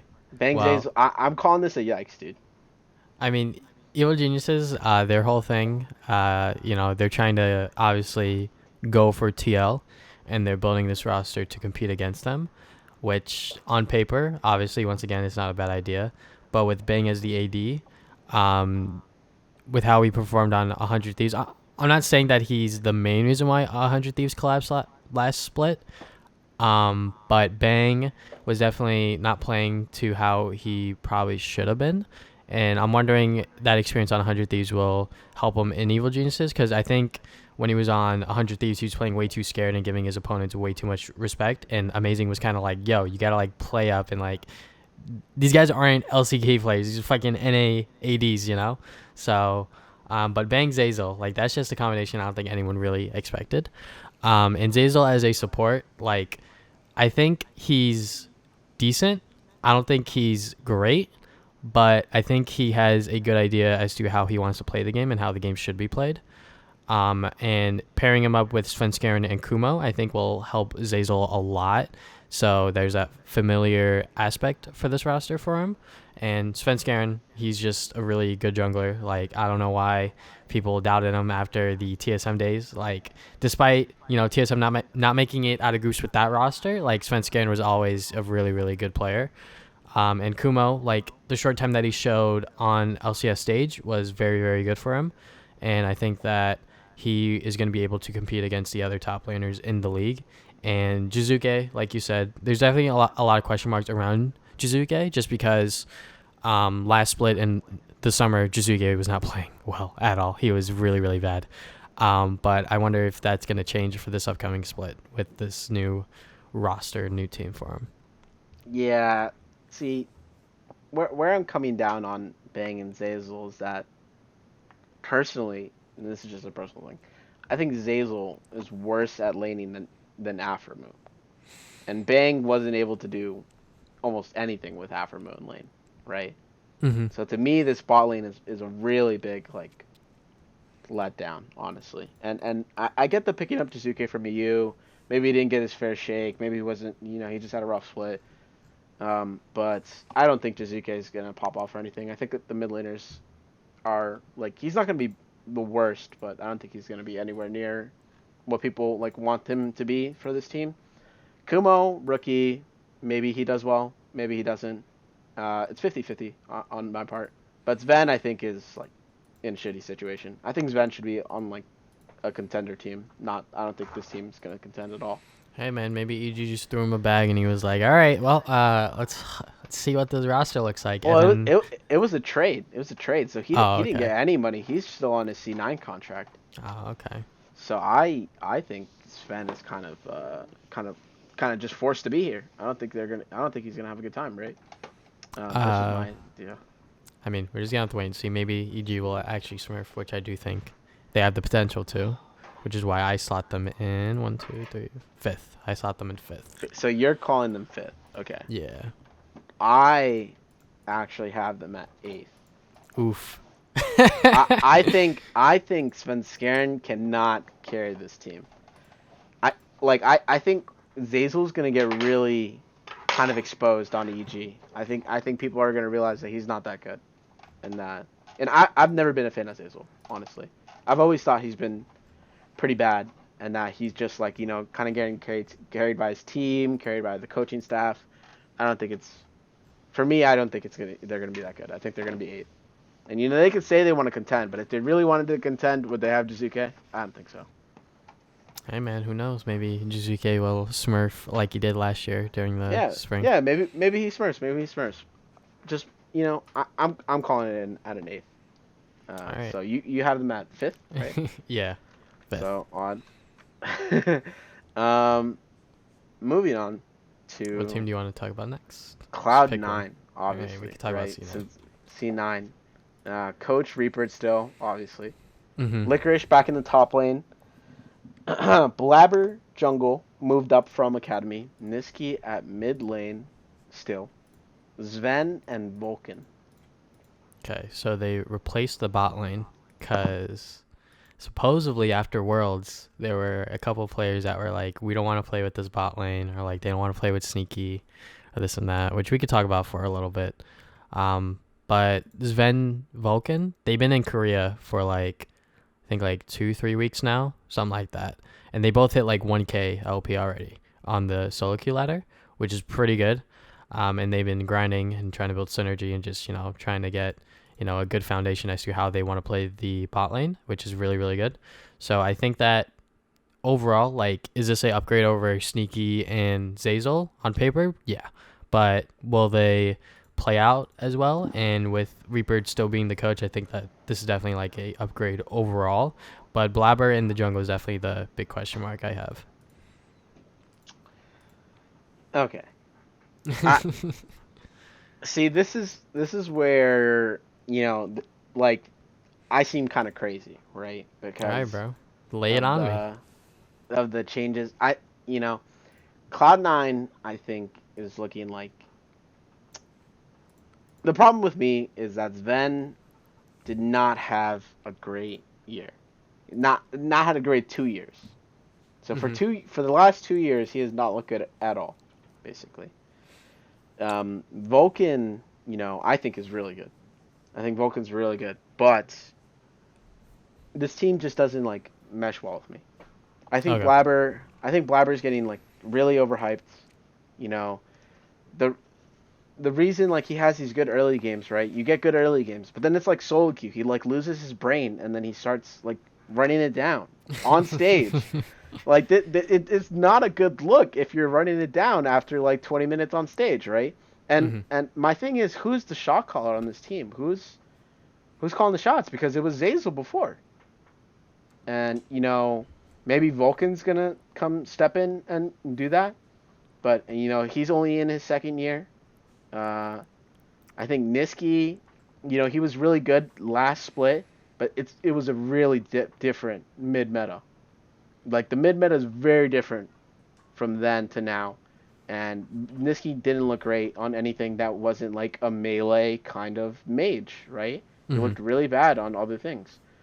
Um, like his Zoe play was really bad at the World Championship. I mean, well, in NA it was pretty okay, but like at the Worlds, it looked pretty bad, which is like his most recent performance. Licorice, Licorice is still good. I think he's like top five at his role, but someday an impact like someday coming back is like big for Huge. me. Yeah, huge. Someday, I think is slotted in at first. I don't care that he was in academy. I think Sunday's first in the league at this Yeah. point when he comes back. And you can slot an impact right behind him. Personally, I think Hanser and Soaz are like right there too. Like Soaz was one of the best top laners in Europe. So I don't think he's gonna be anything to like laugh at, right? So this is why I think like Cloud9's not gonna look as good because there's a lot more competition for Licorice, I think. Yeah. So he's not gonna be able to shine as much. And there's definitely Blabber, more question marks around this roster. yeah. So that's why, and we have to see if they mesh well together. I like Vulcan. I think Vulcan's gonna do well. Sven, maybe he picks it up, but again, he could also flop after Yeah. his 2 years can turn into 3 bad years, right? So like Oof. that's an Yeah. oof. But yeah, Licorice and Vulcan look like the two pillars of the team. A lot of question marks I have on whether Niski can adapt in the meta, whether Blabber can like step up. Maybe it's just rookie nerves, right? And Yeah. if Sven can like come back to form. Yeah. I don't know if Blabber's going to get complacent now that he is the starter. I wonder if Blabber's actually going to be able to, tone down his aggression, actually play with a brain, sort of thing. um, Yeah. and when it comes to Sven and Vulcan, I still think Sven's pretty good. Like, despite his time on TSM not being all that great, not every year can be a great year. So I think he's trying to turn it around on a new team like C9. And I think Reaper is still a fantastic coach, and he knows what he's doing. And when it comes to building a team and playing League of Legends the right way, and Vulcan just being a really really good support is also going to help that. Like you said, Licorice, there's definitely a lot more competition now, so he has a lot more to prove. And Niski, he's still.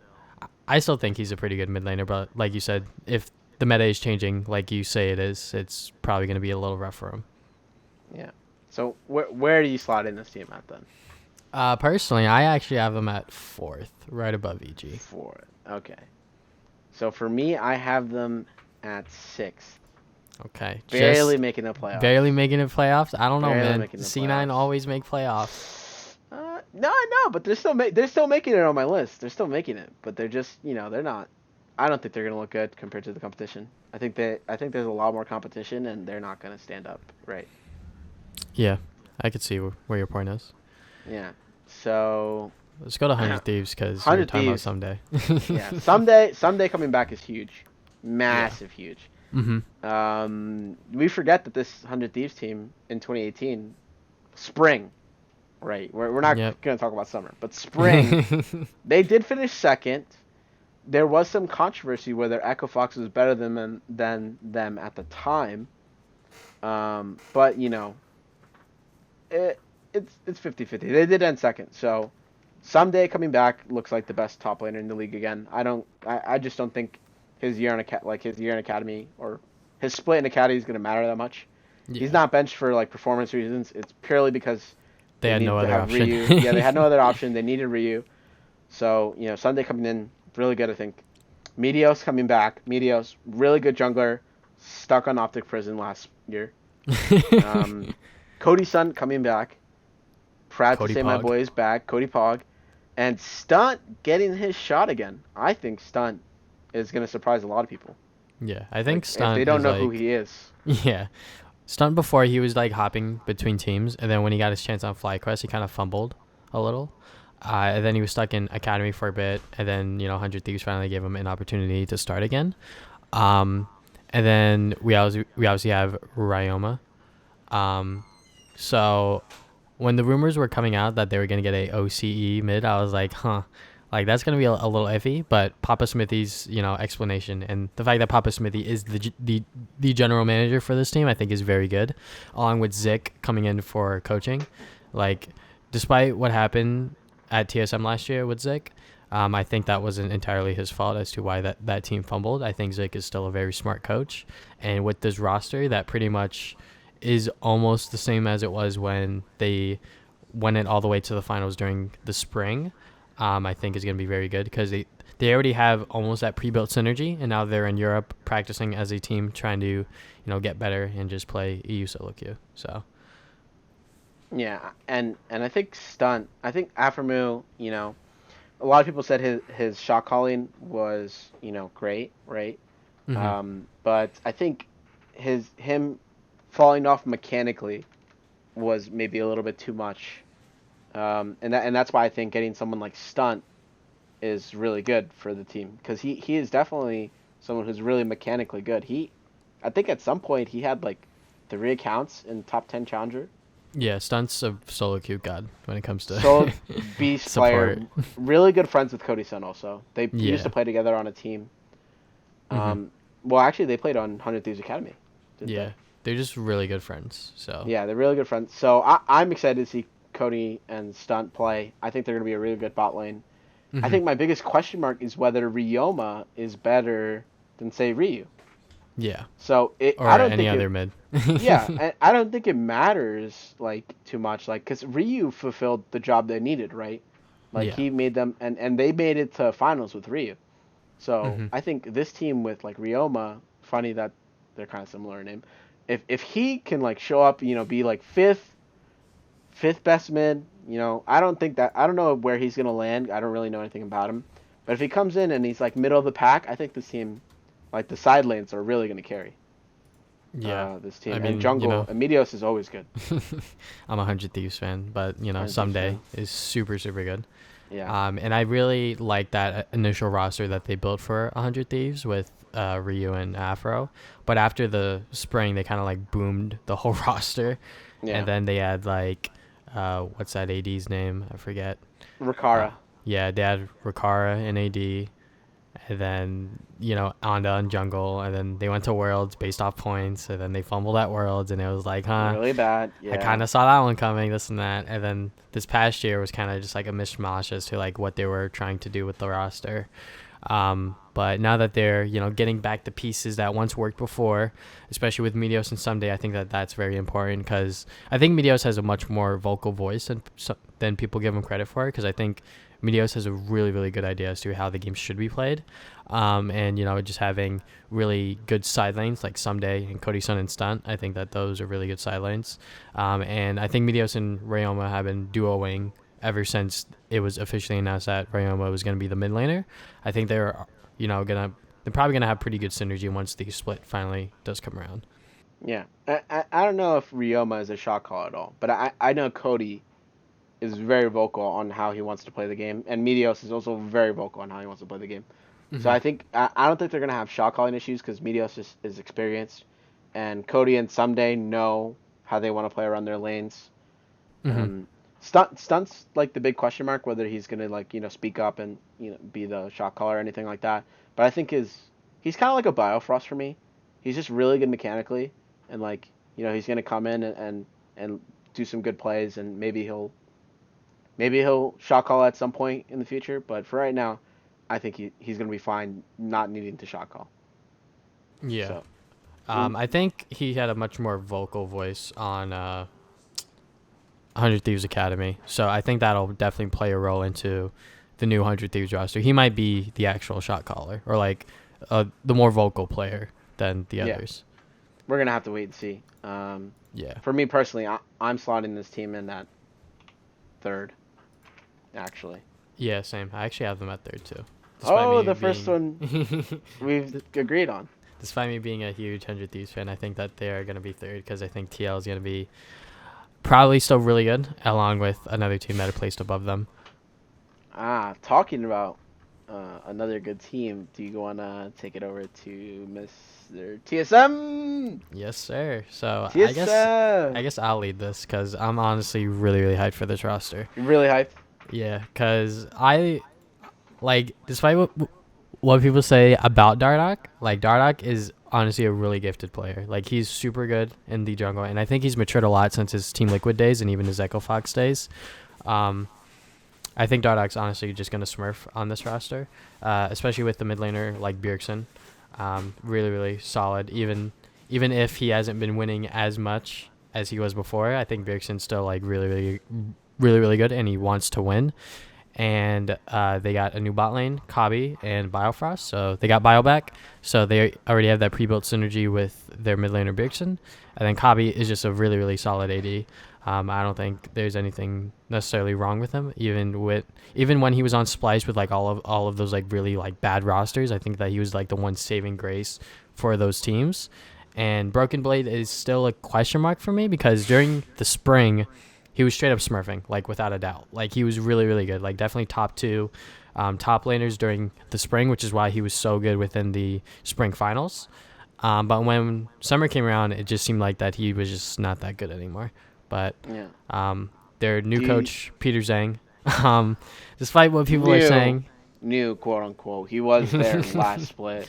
yeah, he was Uh, working with the team very closely, but I guess TSM saw their options with other coaches, and then they were like, I think Peter's probably going to be the best one out of everyone, which is fine. I think Peter will probably do well coaching this roster because I think he already has a previous relationship with Dardoch, and he was on the team. He was coaching Team Liquid at the yeah, time when Dardoch was on the team. so that's good.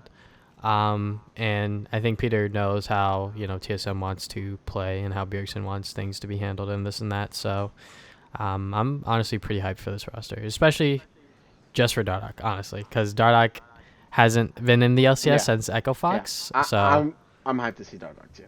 I mean, he had a couple games on Optic, right? hmm But obviously Meteos looked like the better jungler at the time, right? And and that brings like a parallel back to 2018 spring, which surprisingly this split does remind me a lot of 2018 spring. Um, Dardoch was on Echo Fox, Meteos was on 100 Thieves at the time, and they were fighting for like second best jungler in the league right after Xmithy. yeah, So and that's where like I'm not doubting Dardoch's skill. I know he's gonna come back and be top three. I think he's gonna come back and he's really gonna. It depends on where Broxah lands, right? hmm But Meteos is definitely like really freaking good. Xmithy really freaking good, and then I think it's either Dardoch or Broxah sliding in at that third spot. So that's where TSM like that's where I'm struggling. Where is TSM the second best team or the third best team? Because it's good. I think it might depend a little bit on Dardoch versus Meteos in that kind of matchup, right? yeah, definitely. I just think Dardoch's time away from the FCS has humbled him a lot. And I think he's just grown as a person and as a player. So him being on TSM now is probably going to be really, really good for them. And, there were rumors about him, fighting for his spot when they did that like Korean boot camp, which was revealed in the announcement video that he was there, trying out for his spot and this and that. Yeah. But now he actually has a chance on TSM, and he's going to be the starting jungler. And I think that this roster is probably going to be second for me personally. Yeah, and again, we're gonna agree. I think they're gonna be second. I think a lot of it relies. I'm not very worried about the bot lane. I think Kabe and Bifrost are. I think Kabe was really held back by Norskeren, what in Oh, EU. Tor. Yeah, or he now going by Tor. I'm not gonna make the obvious joke, but I don't think Norskeren was very good at all. Biofrost probably a big upgrade for Kabe. Biofrost, oh, I'm pretty sure it's been like known that Double Lift really only picked Biofrost because he was good mechanically and good at laning. So Yeah. I don't think there's gonna be any problem between Kabe and Biofrost, and that team, and with your carries being Bjergsen and Kabe, I don't think this team's gonna have many problems like fighting the other, carries in the league. hmm Um, you know, and Broken Blade, maybe he comes back to form, maybe not. And then that's what's really gonna might kill TSM if Broken Blade doesn't come back to form, right? Yeah. Um, because there is some strong competition top lane this split. hmm So, you And know, with TSM's academy roster, they have a sort of like insurance policy with still keeping Spica along with Dokla, and yeah, and I think Doka got a lot of hate, honestly. yeah, I He don't know got a, why. he got a lot of hate on Optic, and I can understand, right? But maybe Dokla's like they're kind of like their backup because they need a resident, right? Well, hmm no, they don't need a resident, so they could have got anybody. But Dokla was probably the best top laner, still LCS caliber that they could have got that isn't solo. That's fucking toxic as hell. Like super toxic. I don't need Dardoch and solo on a team again. Right? I'm okay with having Dokla. So I think if Broken Blade really just like falls off the wagon, doesn't show up at all, I think they have like someone replaceable. I think this hmm team's mostly gonna play around mid jungle. I mean mid bot lane anyway, or yeah, mid jungle bot lane anyway. I think Broken Blade's just kind of there to like fill in the gap. Like don't suck. Um, I would have really loved to have seen Hanser on this team actually. Like Hanser come back to TSM. Yeah, but I think he was content with Golden Guardians, which Yeah. is a Well, he decent was segue. signed, and they wouldn't let Yeah. him go. They're not gonna let Hanser go. I mean, But yeah, Hans is just consistent. yeah, so TSM, uh, we're putting them at second here. This is the other team we agree on. hmm Surprising. Well, actually, we agreed on Team Liquid, right? Team Liquid, TSM, and 100 Yeah. Thieves, right? So our top three is the same. Where Yeah. relying on everywhere else is kind of iffy. And talking about Hanser, obviously, um, And dive into 100 Thieves. Golden Guardians. You mean? Or, yeah, Golden Guardians, my bad. I'm just looking at the doc like a fucking weirdo. Anyways. Anyways, Golden Golden Guardians. Guardians. Top lane, we've got Haunter, Jungler, Closer, who was an MVP jungler in the TCL. Famously, TCL has produced talent like Caps and Whippo, who both played there. Golden Glue in the mid lane, and a talent baby. Woo. Woo. FBI from OCE. He was the best ADC in OS before he came over to NA. So maybe, some he really hasn't gotten a chance to show anything, I think. Yeah. And Keith. Oof. Oof. Keith at support. And to me, Keith at support seems this is like the obvious move, right? That people are going to like shake Question their mark. heads at. Yeah, I'm spamming question mark ping 6 times in the chat, right? So like I'm wondering, did they really think Keith would be their best option? I Like mean, who the way like they there's did the announcement video for Keith's role swapping, it seemed very like off the cuff. Like they were actually like recording that entire interaction of them. Like, what if we just put Keith at support? I was like, that seems like really troll and really dumb, especially since there were so many free agent supports out there. like yourself. Like what didn't get a spot. I mean, like, despite him not having a good last couple of years, I think Wadid is still like a pretty good support player. I But mean, they couldn't field him though, right? They need an A. yeah, so because they wanted to have the OCE players take up the slots, they had to look for a NA support. But there were still plenty of them out there, like some of the ones from Scouting Grounds and stuff like that. So Diamond, I heard oh yeah, Diamond Diamond. did not like Jack would not trade him. Yeah, I guess he wanted to hold on to him for a little bit longer. Yeah. But Golden Guardians is definitely just a big question mark in terms of the roster. Because, like, Haunter and Golden Glue, like, without a doubt, like, they're pretty solid, like, NA solo laners. But Closer, the Probably some of the jungler. best you can get, right? Yeah, I mean, probably. I mean, you could argue like Pobelter being better, right? Or Yeah. Demonte being better. Mm-hmm. I mean, Pobelter had a rough split in the summer, but Yeah. they did take fourth in the spring. So he took fourth in the spring. So like nothing to laugh at, right? Mm-hmm. But it's kind of weird seeing Golden Glue as the only NA mid laner, Yeah, now. right? Yeah, that's weird to me. I just can't. It just feels weird. But he's gonna be serviceable. I think. I don't think he's gonna be last. Yeah. I don't think he's going to be last in terms of, like, NA or in terms of mid laners playing in LCS. But when it comes to the OCE players, FBI and Closer, I mean, I don't know much about Closer, but I think that he has potential, obviously. But I don't know if he's going to do as well as he did in the TCL because NA is just a, much more stronger region. And then FBI, we've seen him play a little bit here and there with Huhi and stuff like that. But, he's definitely like probably the worst AD on the LCS starting rosters. Maybe. FBI. Yeah. You don't think Wild Turtle might be worse? He Look, had a man. rough summer. Really Well, bad summer. I think Wild Turtle is just, we'll talk about it when we get to FlyQuest, but I still believe in Wild Turtle. I think Wild Turtle's a veteran player, and he's just in a slump right now, and I think he'll turn it around soon. Yeah, and my biggest question mark is definitely Keith.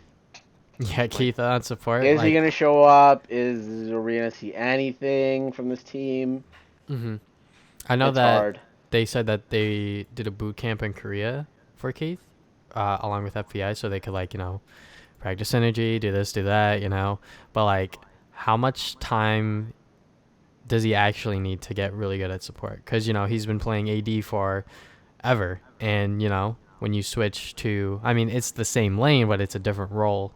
I wonder if that's going to affect it in any way. Because I know Golden Glue was like, yeah, I have faith in Keith, but I'm like, does he though? Like, it's sort of like up in the air still, I feel.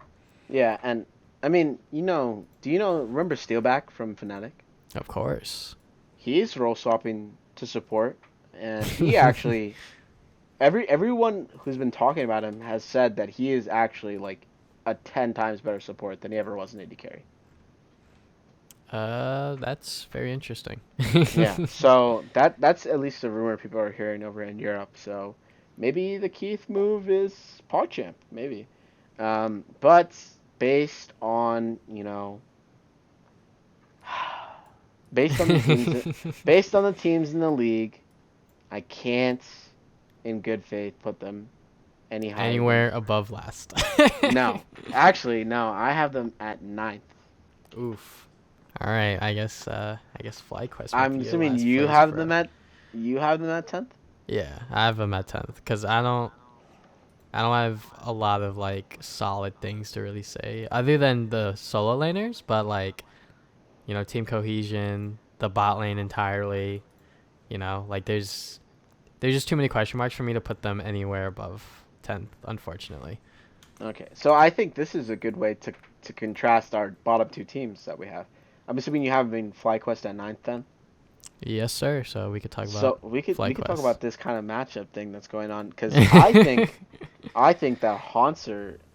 So if we put the roster side by side, right? Haunter versus Viper, Centauran versus Closer, Golden Glue versus PoE, Wild Turtle versus EPI, and Keith versus Ignar.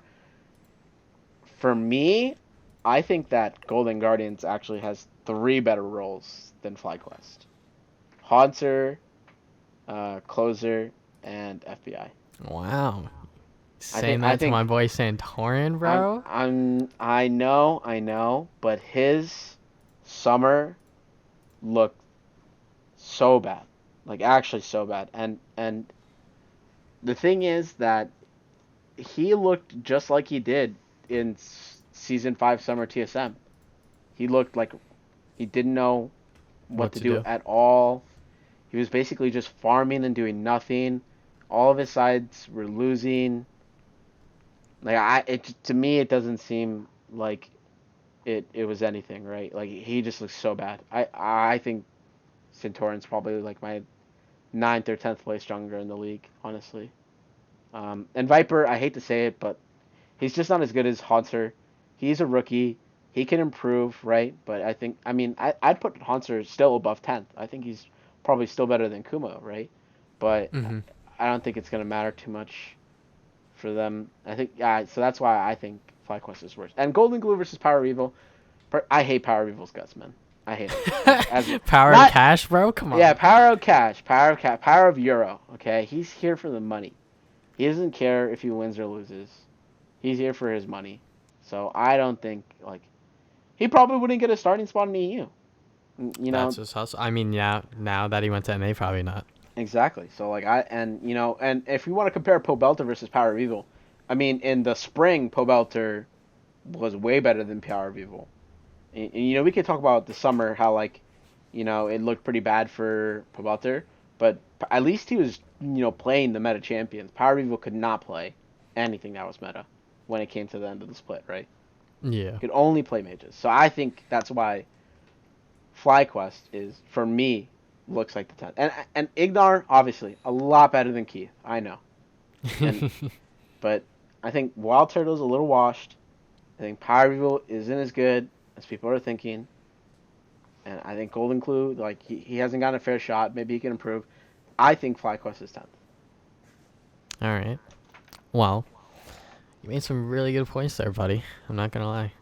But personally, I just think that Centaur and Wild Turtle are still like they can still reach their peak that they did previously, and I think Wild Turtle has a lot to prove. And now that he's sort of like the underdog now, he went to Europe. He did a boot camp by himself, I believe, and he was just playing European solo queue. And I think he's out here to prove himself. And I think because he was playing with supports like JJ, like all of these like JJ and like and What did was trying to bring Wild Turtle back up, but I don't think What did had a clear understanding as to what Wild Turtle wanted to do in lane probably. Um, but maybe Ignar will have good synergy with Wild Turtle, and I think that if that does happen, it'll probably be a lot better than whatever FBI and Keith could do. And then when it comes to You're really hating on Keith, man. look, bro, I don't think I'm not gonna lie. I'm not gonna lie. It I'm just not seems gonna lie. really I'm not gonna troll. troll. I'm not gonna troll. I think Keith is probably 10th, right? Probably the 10th to the I fourth. mean, on Unless paper right now, yeah. until we see him play, he's probably 10th on the list, right? So Mhm. I get what you mean, but with the talent in support, you want to list it out. It's like Core JJ, Biofrost, right? Smoothie, Vulcan, Stunt. That's like 5 already. Mhm. And then you're gonna say, is Ignar better than Zazel? Is Ignar better than Hakuho? These kind Mhm. of things, right? And it's weird to look at the names on these teams and say like who's. It feels bad to put some people at 10th, right? Yeah. It I feels mean, really. I don't want to put Golden Guardians at 10th, but I kind of feel bad for Golden Glue, but Yeah, you know. until we see something, right? So like Yeah. that's I'm slotting in. We could. I think we're differing on whether Centaur and Wild Turtle can pick it back up, right? Yeah, definitely. And And like I'm Power of more on the Evil. side that they're not going to, and you're on the side Yeah. that they are. I feel like that they are. And Power of Cash, Power of Evil, whatever you want to say about him. I think he's a good like role player for teams. And Yeah, Viper's still a rookie, and what he showed last year was all right. He did have some good games, but he wasn't like smurfing or anything like that. What like when Kumo was playing on C9, like he had some really really good moments. he did have Um, some really in moments too, though. oh yeah, true. But I think that FlyQuest will do a little better than Golden Guardians, which is why I slot them at ninth. Yeah, and We got one finishing more up team, that right? discussion, last team, probably like the most controversial team, right? Yeah, Since definitely. the off season started, Hooney's $2.3 million contract for 2 years. So Sources one say. sources say hashtag Jacob Wolf bomb. Oh. Uh, That's D. but yeah, this team has thin cards still. He did get them to Worlds. They did play really well. They're slotted in Froggen, who probably deservedly has this spot. I don't think Demonte, like I love innate talent, right? But like I don't think Demonte is you can reasonably say is better than Froggen. Mhm. So I can It's see him kind of being. hard to It's kind of hard, yeah. yeah, it's kind of hard to compare those two just because Froggen's been in the scene for so long and he has so much experience compared to Demonte. Like Demonte did have a pretty good gauntlet run, but at Worlds he just didn't look all that hot. And I think Froggen, I think he just has that experience, and pairing him up with Hooney, I think is really really good because that's just another solo laner that he can rely on a lot. And then when it comes to the rest of the roster, we got Grig in the jungle, which last time we saw him in the starting position was a big oof. I think it was on Echo Fox or something like that. He didn't look that great. But since Actually, then, wasn't it? Sorry to interrupt. Wasn't nah, it it's all right. TSM? He was on TSM. I mean, yeah, he had a starting spot, and then he got injured. And then they added Katie in, and then they were Yeah, like, but like he was. 20, I think summer 2018, Greg didn't look that bad, right? They lost to, if I remember, they lost to Cloud9 in the Gauntlet, right, in the finals. yeah, something like that. Or So Clutch, I can't remember. Something in like that. 2018, 2018? Yeah, 2018, I'm I think pretty it was sure actually C9, yeah. I think it Greg was lost. C9. They lost to Cloud9 in the finals of the Gauntlet, right? Yeah. So that's why it's. I don't know. I feel like I'm not sure how to feel on Greg, right? Because he Mm-hmm. got injured and then he came back, but then TSM was a shit show. Oh, yeah, they were, like, messing around They're with the really, rosters. really big shit show, right? So I think and actually TSM was winning every game they had Greg in, but for Yeah. some reason, like behind the scenes, they really didn't like playing with Greg, or something of that nature, right? So Hooney and Froggen, good solo laners, probably top 5, both of them at their position. I don't think they're that bad in an A. But the big question mark is definitely around Bot Grig lane. and bot lane, right? Mm-hmm. Because, just before we started the podcast, actually, it was announced that Phoenix is the second AD carry for Dignitas. Really So troll. former mid laner, he is a resident now, by the way, coming to play for Dignitas at AD. which I think is really troll because basically they're saying, "Yo, Johnson, if you fucking suck, we got your replacement right here." Yeah. Like, um, I don't think that's very good for a rookie's confidence, right? Yeah, kind of. I mean, when it comes to Johnson, like every single time people talk about him, like whether it was on when he was on TLS or TSMA or when he was just a solo queue player, everyone was like, this guy's good. Like this is like a really talented like NAAD. And pairing him up with Aframu, I think is very smart because Aframu has that, veteran experience and he knows a lot about the game and how bot lane should be played or how Aframu wants to play bot lane, this and that. Um, so pairing him up with a veteran support is very, very good. And I think Johnson is a question mark, but not in a bad way. It's just that he needs to prove himself that, he is good. And as long as he doesn't choke, he'll be, another NAAD that's rising up, like Cody Sun was. Yeah, and he has a lot of accounts in like top 20 challenger. I think he has like two or three, right? Mm-hmm. So I'm optimistic on Johnson. He's one of the only rookies. I think he might be the only rookie to split, right? Yeah, I think so. Johnson, Ryoma, I guess. He's not a rookie because he played in I guess, but Nah, he's a rookie to all LCS, but he doesn't count as a rookie. right. Well, I guess we got one rookie, and And we it's got kind of one hard to rookie. kind of hard to lose rookie of the split as long as you don't get Yeah, benched. exactly. I think they gotta change it to rookie of the year so they can at least have two people contest. So yeah, this team for me, Aframu maybe he shows up, comes back to form. I think if they had a high, I think their high could probably be like top four, right? But Yeah. for me right now, not knowing if Greg is solid, but he just got fucked over on TSM, if Aframu is just is like too washed or not, and if Johnson shows up, I'm optimistic on Johnson. I'm not very optimistic on Afro and Greg.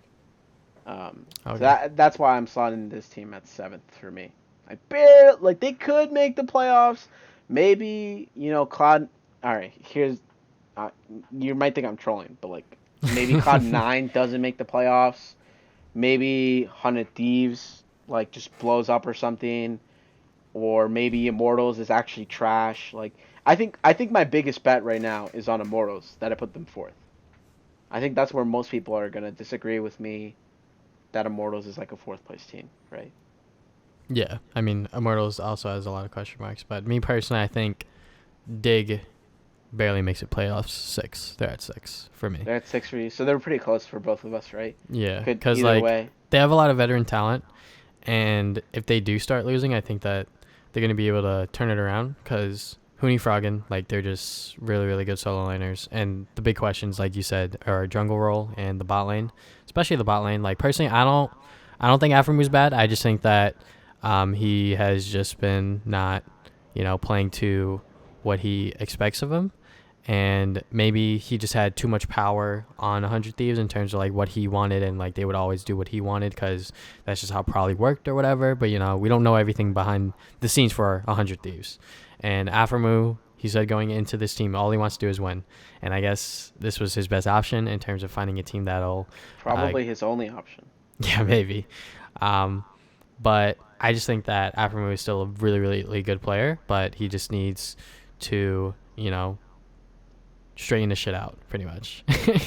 Yeah, nah, I can see that. So, we've gone over every team. Our top three at the moment, which we both agreed on, was Team Liquid first, TSM Mm-hmm. second, and 100 Thieves third. And I think it's a pretty solid top three. I think the big question marks are around whether TSM can come back with their new revamped roster. Mm-hmm. And the same thing for 100 Thieves. Can they come back with they're running it back of 2018, basically. Pretty And the other much. teams, lots of question marks on a lot of players. And a lot of question marks on imports that are being brought Yeah, in.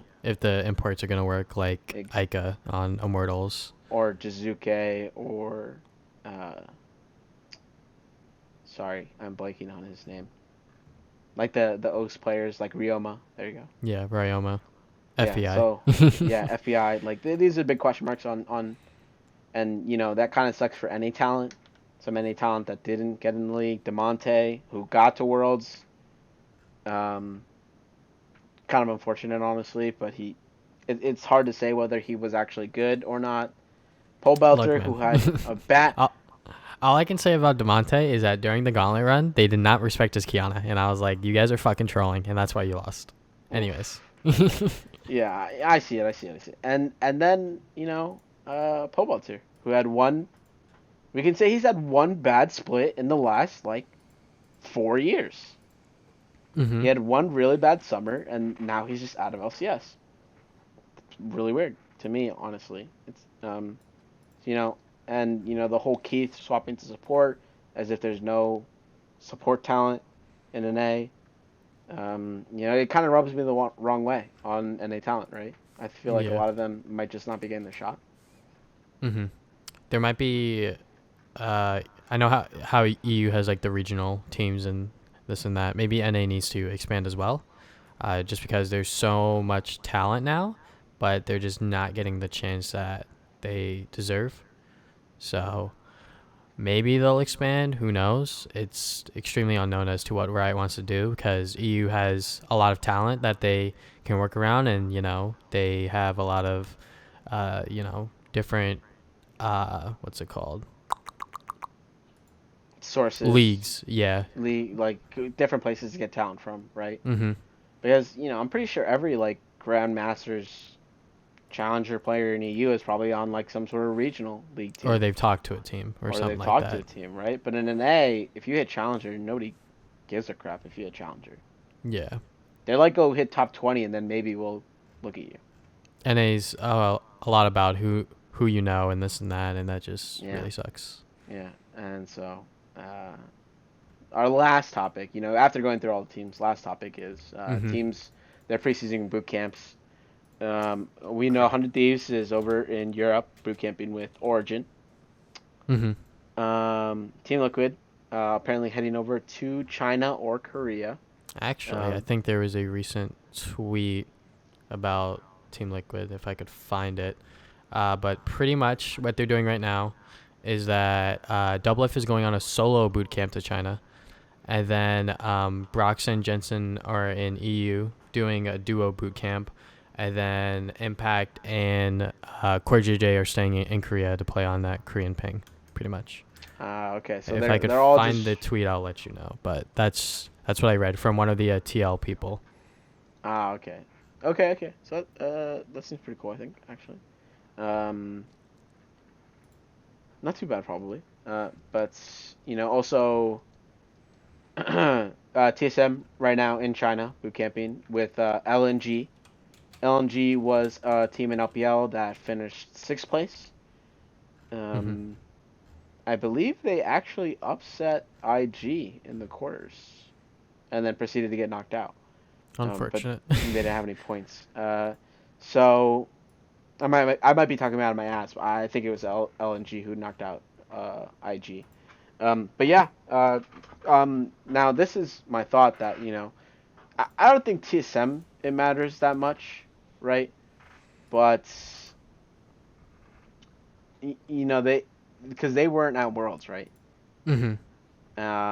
So they're coming off a long break after summer and boot camping this preseason patch in China, right? And then they're gonna go probably on holiday for Christmas, unless they're spending it in China, Hmm. which seems weird to me.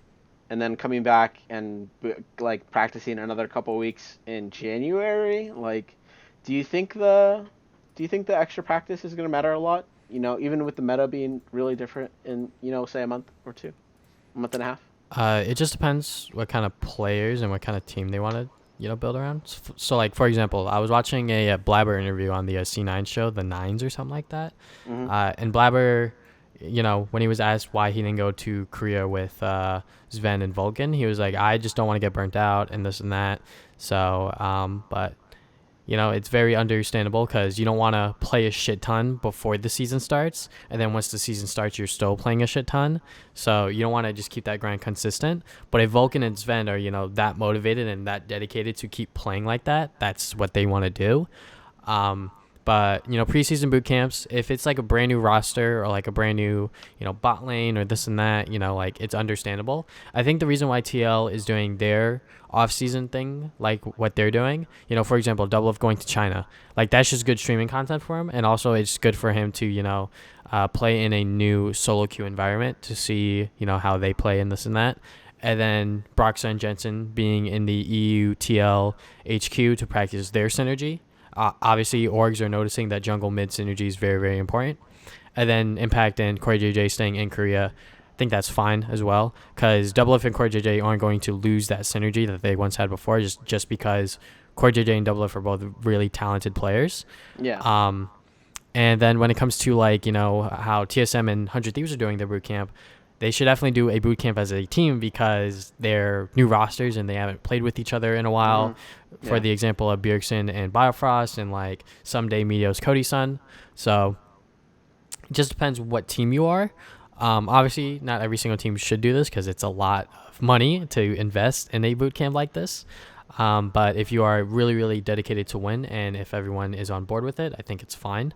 But I think TSM is probably going to benefit the most from this bootcamp along with 100 Thieves. But I think TSM a little bit more because they have a lot more new members compared to 100 Thieves. Yeah, and I think it's funny that the teams that we're putting at second and third are the ones that we're hearing about are already boot camping, right? Mm-hmm. I haven't really heard anyone else say they're boot camping. And Yeah. Liquid, obviously, they've had a long 2 years. They've been to MSI and Worlds, both, in between the splits, and, not much really of any kind of break, right? So I think them staying in their, regions, I know China, Double F is going to China, initially to visit family, secondarily for the Chinese ladder, right? Mm-hmm. So it's interesting that I think it's really showing that TSM and 100 Thieves are really committed to trying to win the split, right? Yeah. And I think it kind of shows that the other teams, they kind of know maybe they're probably not going to win, especially with Team Liquid like making a kind of an upgrade, right? So I think that's at least my thoughts on the boot camp. I think the boot camp it's going to be good for the two teams that are going to do it. Maybe they come in and they're better than Liquid. We don't know whether Broxa meshes, but it'll be fun to see, honestly. Another thing with boot camps, Thorin touched on this when that TL roster with like Loco Doco and Dardog, pretty much the breaking point team. Thorin touched on this in one of his older videos that like if you go to a Korean boot camp and your team's already shit and you're playing against people that are better than you, you're gonna lose a lot of motivation and like a lot of drive to play, which is what happened with Team Liquid. Like they kind of just fumbled because they were just playing against better teams when they were already shit in NA, and obviously that team culture just didn't mesh all that well. But when it comes to the teams that are doing boot camps, it's different because they have talent and they know that like losing isn't necessarily a bad thing. So everything that they're doing in these boot camps is hopefully going to be a learning experience, and will most likely benefit them in the long run, if anything. Because I think the way teams view boot camps now is that like, all right, we have a new roster. We have to make sure that, these players can play together well right now and not, try it out when everyone else is scrimming in NA because that would not be good. Yeah, and quick side note, Double is going to be making that Chinese streaming money. Bang. I think, if I recall correctly, Twitch is banned in China, so I think he's going to be streaming on Huya. And I think Double is going to be getting big boy numbers. He's going to be making big. We'll see. Big boy what money. What his plans are when he. Yeah, he said he's streaming. China. He said he's streaming. Okay. So I'm excited to see Double Lift hit rank 1 in China. PogChamp. But with all that, we have covered everything we want to talk about. The preseason, how we feel about changes to the Rift, the patch notes that's going to be coming out tomorrow for us. I don't know when you guys are listening to this. And then the LCS roster moves. We went down who we're going to think is going to top the league, who's a bust. and who's the wild cards of the league. Um, so You think we that's it? yeah, I think that's basically all. That's it, right? All right. Well, if there's anything else, or if there's nothing else you want to talk about, you can close out the show. Exactly. So thank you everyone to listening to our first Leaguecast. You can find us on anchor.fm/openmidleaguecast as well as iTunes, Spotify, Google Podcast, and on YouTube. Thank you for listening. Peace.